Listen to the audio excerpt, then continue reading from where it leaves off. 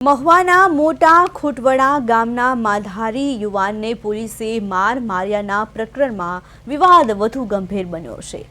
મહુવા તાલુકાના મોટા ખોટવડા ગામે પોલીસ અને પશુપાલક વચ્ચે થયેલી મારામારીના બનાવનો વિડીયો થોડા દિવસ પહેલા ચર્ચામાં આવ્યો, જેમાં માલધારી યુવાનને પોલીસે માર્યો છતાં પીએસઆઈ રાજેશ યાદવ સામે કોઈ ફરિયાદ દાખલ ન થઈ હતી।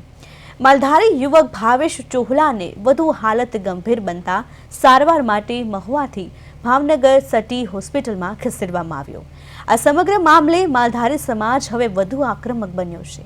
અંતે મોટા ખોટવડા પોલીસ સ્ટેશનમાં પીએસઆઈ યાદવ, જીઆરડી જવાન નાગજીભાઈ તેમજ અન્ય 2 શખ્સો વિરુદ્ધ ગુનો નોંધ્યો છે। આ મામલે અગાઉ કોંગ્રેસના અગ્રણી નેતા અમિતભાઈ લાવતુંકા પણ આક્રોશ વ્યક્ત કરી ચૂક્યા છે, તેમજ આ મામલે તટસ્થ તપાસની માંગણી કરવામાં આવી છે।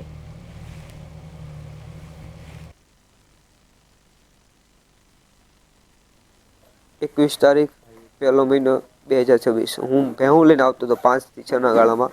આગળ ટ્રાફિક હતી, માણસોની અવર જવર હતી, રસ્તો સાંકડો હતો કે એમાં એક બાજુ જ માલ નીકળી કે બધી બાજુ માલ ના જઈ શકે।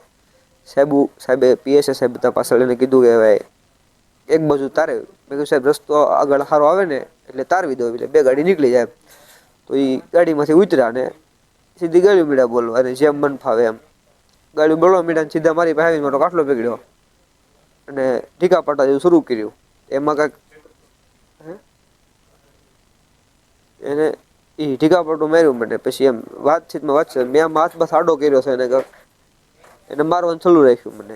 પછી એ બાબતે બસાવ કરતો હતો મારો, બીજું કાંઈ નહોતું થયું। પછી એમાં બસ એને મને મારવાનું ચાલુ રાખ્યું।